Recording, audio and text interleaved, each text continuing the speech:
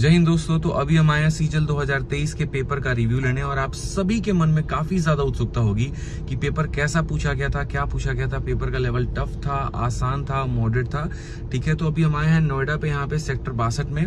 और चूंकि वहां पर देखिए आप काफी ज्यादा बच्चों की भीड़ है और उस बीच में सही मुद्दा जान पाना वो बड़ा मुश्किल सा हो जाता है। आज पूरा भारत इस वीडियो को देख रहा है और सबके मन में उत्सुकता है कि करंट अफेयर को लेकर, जीके को लेकर कि कैसा पेपर था, क्या था। तो पूरा डिटेल में इस वीडियो में हम आपको एनालिसिस बताने वाले, इसलिए वीडियो को शुरू से लेकर लास्ट तक देखिएगा। तो बताइए सर, कैसा रहा आपका पेपर? बढ़िया रहा, पेपर अच्छा है। पेपर का लेवल कैसा है? मतलब सबसे पहले शुरुआत करते हैं नंबर ऑफ अटेम्प्ट के साथ। तो कितने अटेम्प्ट किए आपने? मैंने 89 किए। 89 अटेम्प्ट किए हैं, बहुत शानदार।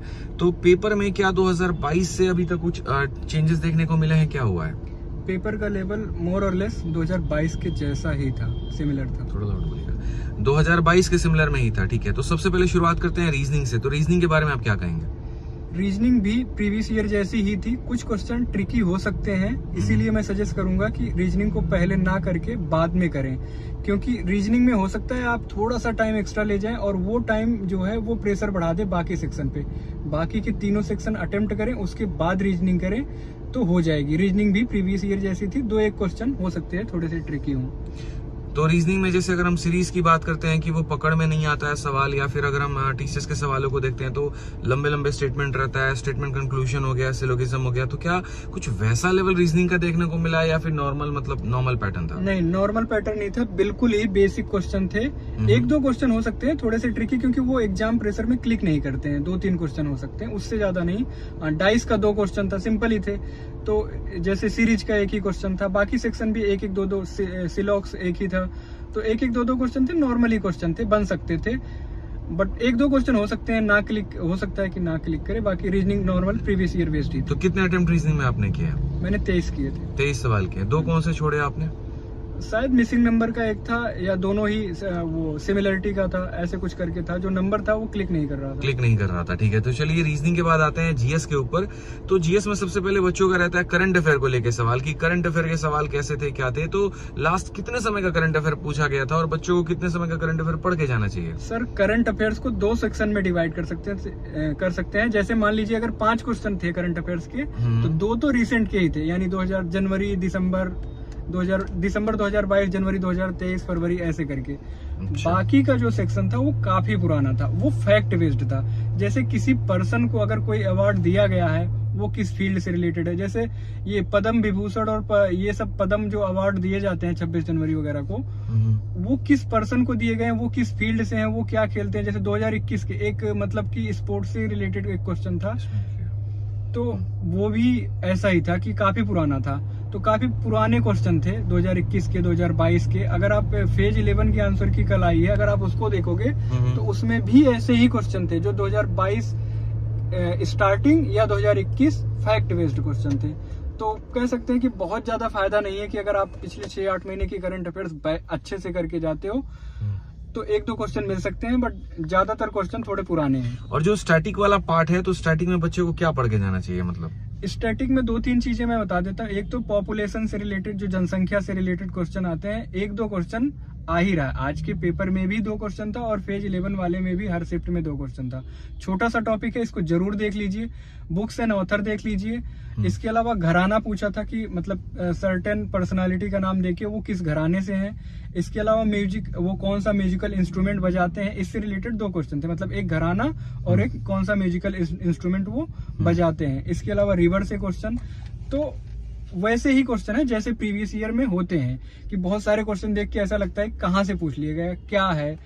तो ऐसे ही क्वेश्चन थे। एक क्वेश्चन था जैसे कि जो नागरिकता है, वो आर्टिकल में कौन से आर्टिकल में है, 2 से 4 में है, 5 से 11 में है, ऐसे करके था।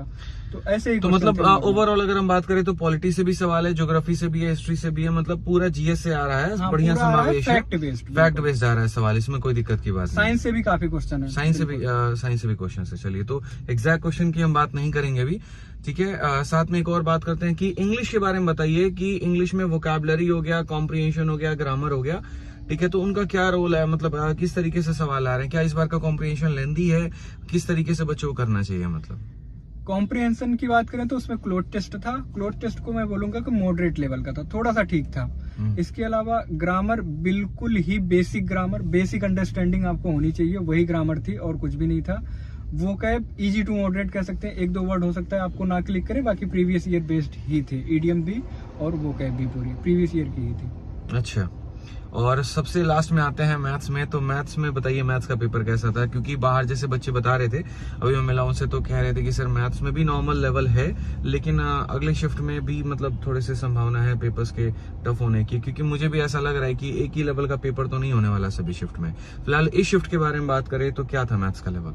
मैथ्स का लेवल मैं कहूंगा कि फर्स्ट शिफ्ट जो थी वो इजी कहूंगा मैं, ना तो बहुत ज्यादा कैलकुलेशन थी, ना ही कोई ऐसा अलग सा कंसेप्ट पूछ रखा था, इजी था। इजीली आप 14-15 मिनट अगर आपने अच्छे से सिलेबस कर रखा है तो 14-15 मिनट में मैथ्स कर सकते थे, इजी था, कुछ भी नया नहीं पूछा गया था, प्रीवियस ईयर बेस्ड ही क्वेश्चंस थे सारे। जैसे 2022 की अगर आपने अच्छे से कर रखे हैं तो सारे क्वेश्चन आप अटेम्प्ट कर सकते हैं। जो रिसेंट के एग्जाम्स हैं जैसे कि भाई फेज 11 हो गया, बच्चों के लिए क्या रिकमेंडेशन सही रहेगा कि लास्ट का कौन सा पेपर वो करके जाए? मतलब जो भी रिसेंट के एग्जाम्स हुए, एमटीएस के टॉप 120 क्वेश्चन हमने टेलीग्राम पे डाल रखा है, वो आप कर सकते हो। फेज 11 का कुछ 300 क्वेश्चन है, हो सकता है हम कल तक डाल दें, वो आप कर सकते हो। इसके अलावा CHSL मेंस देख सकते हो। तो यही थोड़े थोड़े क्वेश्चन देख लो, कुछ टॉपिक हैं जिनको आप देख सकते हो। मैं कहूंगा जैसे सर्कुलर मोशन से एक क्वेश्चन पूछा गया था आज की शिफ्ट में, तो आप सर्कुलर मोशन, रेस और इंस्टॉलमेंट, क्योंकि इंस्टॉलमेंट के क्वेश्चन फेज 11 में देखने को मिले हैं, तो हो सकता है आने वाली शिफ्ट में भी मिले, और सिंपल वाली भी मिल सकती है। बहुत शानदार, क्योंकि कंपाउंड तो पूछा ही जा रहा है, बट मैंने फेज 11 में देखा है सिंपल वाले भी आ रहे हैं, तो वो भी देख लीजिए। ठीक है, तो लगभग अगर हम बात करें तो पेपर का लेवल इजी टू मॉडरेट है, और जिसमें अगर हम एवरेज अटेम्प्ट की बात करें तो 80+ आराम से होगा। हाँ, 75-80 अगर आप 75 से 80 का एवरेज अटेम्प्ट आज के शिफ्ट का है, फर्स्ट शिफ्ट का है। तो चलिए, पेपर के बारे में तो आप लोगों ने जान ही लिया, और अगर आप लोगों की कोई भी डाउट है, किसी भी प्रकार का डाउट है, तो वीडियो के कमेंट बॉक्स में जरूर बताएं, हम आपकी पूरी सहायता करेंगे। और सेंटर थोड़ा टाइम से पहुंचना है, ठीक है? फ्लड है, इस वजह से दिल्ली में तो काफी जगहों पर जाम लगा हुआ है, बहुत रूट डाइवर्टेड है। मैं खुद लेट हो गया 20 मिनट यहाँ पहुंचते पहुंचते, जब तक बाकी लोग रिव्यू कर रहे थे तब मैं पहुंचा, तो काफी लेट हो गया हम इन चीजों को लेके। लेकिन आप लोगों को सेंटर टाइम पे पहुंचना है, इस बात का ध्यान रखिए, ठीक है? तो चलिए, मिलते हैं अगले वीडियो में। आज के लिए इतना ही, बहुत बहुत धन्यवाद।